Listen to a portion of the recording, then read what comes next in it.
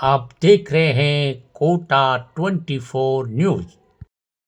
SIR के विरोध में कांग्रेस की पूर्व विधायक प्रहलाद गुंजल ने एक पैदल मार्च नयापुरा कार्यालय से प्रारंभ हुआ, जिसमें सैकड़ों की संख्या में उपस्थित कार्यकर्ताओं ने सरकार के खिलाफ नारे लगाते हुए पैदल मार्च कलेक्ट्रेट पर सभा में विसर्जित हो गया।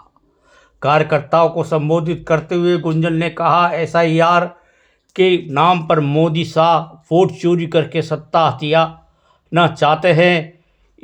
इसी के चलते प्रत्येक राज्य में कांग्रेस विचारधारा व गैर भाजपा विचारधारा के वोटों को काटने का अभियान चला रखा है। उन्होंने कहा कि राजस्थान से पहले जितने भी राज्यों में एसआईआर के नाम पर वोट काटे गए, यदि वे बांग्लादेशी, रोहिंग्या है या घुसपैठिया है, तो मोदी शाह बताए कि अभी तक कितने घुसपैठियों को देश से बाहर निकाला गया। ये सिर्फ धार्मिक उन्माद फैलाकर सत्ता बनाने में काम कर रहे हैं, परंतु जो लोग मोदी को सत्ता में लाए थे, आज वही उनकी नीतियों को चलते उन्हें बाहर का रास्ता दिखाएंगे। कार्यकर्ताओं से कहा, अगर सरकार के लोकतंत्र का खून करने का इरादा तय कर लिया है तो फिर सिर पर कफन बांध लेना। हमने भी बलिदान के रास्ते पर जाने का संकल्प ले लिया है। एक सही नाम काटने नहीं देंगे, एक भी गलत नाम नहीं जुड़ने देंगे। लोकसभा अध्यक्ष पर भी निशाना साधा। गुंजल ने कहा, 2014 में शहर की जनता से वादा किया था कि यदि कोटा में हवाई सेवा शुरू नहीं हुई तो मैं अगला चुनाव नहीं लड़ूंगा, परंतु 2019 व 2024 भी चुनाव लड़ लिए और अभी तक सिर्फ एयरपोर्ट की 4 दीवारी का काम प्रारंभ हुआ है और उत्साहित नजर आ रहे हैं। गुंजल ने कहा कि ओम बिरला कर रहे हैं, सरकार यदि अस्पताल नहीं बनवाएगी तो कोटा में अस्पताल बनवा दूंगा। क्या ये सरकार के सर्वोच्च पद पर बैठने के बाद भी प्रदेश में अब भी उनकी सरकार है होने के बाद भी सरकार का कामकाज पर भरोसा नहीं रहा। बिरला बताए, उन्होंने आज तक अपने व्यक्तिगत स्तर पर कितने अस्पताल कोटा या लोकसभा क्षेत्र में बनवाए। गुंजल ने ओम बिरला को खुली चुनौती देते हुए कहा कि अगला चुनाव मोदी की चादर ओढ़ कर नहीं, अपने काम के आधार पर लड़ना। उन्होंने कहा, कोटा में हवाई जहाज उड़ेगा या फिर नहीं, बिरला जी के चेहरे पर अभी भी ये हवाइयाँ उड़ रही है। कोचिंग नगरी का कौन है जिम्मेदार, जिसकी दुर्दशा ऐसी हो रही है। काशी के नाम से जाने वाली कोचिंग नगरी कोटा की दुर्दशा का जिम्मेदार कोटा का शहर आम आदमी है। ये जानता है कि अब सरकार व कोटा के सांसद कोचिंग नगरी को पुनः स्थापित करने के लिए क्या प्रयास कर रहे हैं। गुंजल ने कहा कि जेके के लोग साल भर से धरने पर बैठे हैं, उनके बारे में बिरला जी कुछ नहीं बोल रहे। कहीं जेके फैक्ट्री में भी कुछ कर तो नहीं लिया आपने बिरला जी। उन्होंने कहा कि मैं जेके फैक्ट्री के लोगों को पहले भी कर गया था और आज भी कह रहा हूं, यदि जेके के मजदूर वर्ग लोगों के लिए लड़ना पड़ा तो मैं लड़ूंगा। अधिवक्ता बंधुओं, मैं आपको संबोधित करने तो नहीं आया, लेकिन समाज के बुद्धिजीवी वर्ग से कहना चाहता हूं।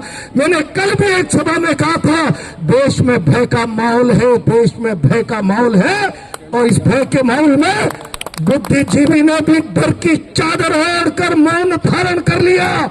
जिस बुद्धिजीवी के जिम्मे इस मुल्क को जगाना है, जिस बुद्धिजीवी के जिम्मे इस मुल्क के गरीब को, मजदूर को, जिसके पास अपने विचार की ताकत नहीं है, उसकी आत्मा में विचार की रोशनी पहुंचाने का काम है, उस बुद्धिजीवी ने भय की चादर ओढ़ ली।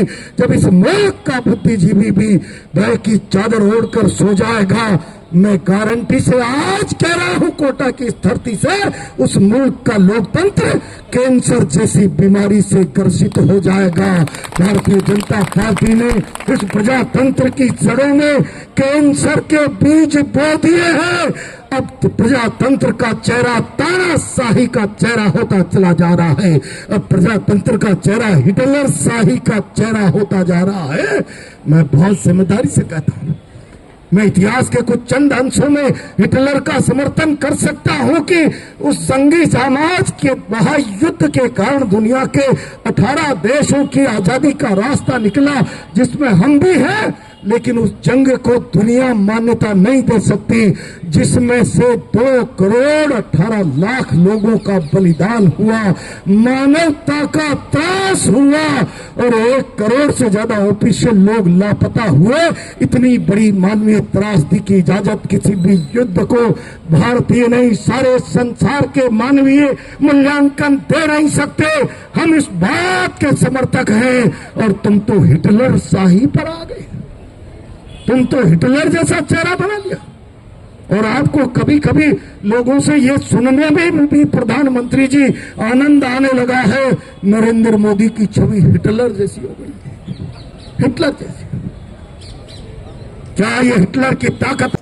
सारा देश चिल्ला रहा है। SIR के माध्यम से भारतीय जनता पार्टी अपना सांप्रदायिक एजेंडा पूरा करना चाहती है। सारे कलेक्टर्स परेशान हैं, सारे ARO परेशान हैं, जिद पूर्वक। क्या आपको पता नहीं है सारे अखबार रंगे पड़े हैं, नाम काट दो लोगों के। वो कैथून के चेयरमैन मेरे साथ हैं, 2 बार भारत सरकार ने राष्ट्रीय पुरस्कार दिया है, जिनको विदेश यात्राओं पर भेजा है, उनके कोटा ड्योरिया के काम के लिए उनके नाम को काटने की एप्लीकेशन दे दी। क्या नाम उनका? नसरुद्दीन जी, पालिका के चेयरमैन की। आप क्या परंपरा स्थापित करना चाहते हो इस मुल्क में? नेशनल अवार्डी व्यक्ति है, सरकार के खर्चे पर विदेश यात्राओं में, जिसके पास 20 साल का पासपोर्ट है। बिरला जी ने कह दिया काट दो नाम, एक विधानसभा में 10-10, 20-20 हजार नाम काट दो। क्या करना चाहते हो? और कल बड़े जोर से हम समाज सेवी कर क्या दिया। अगले चुनाव में भी दम हो तो मोदी मंदिर की चादर ओढ़ने के बजाय कहना मेरे काम पर वोट दो।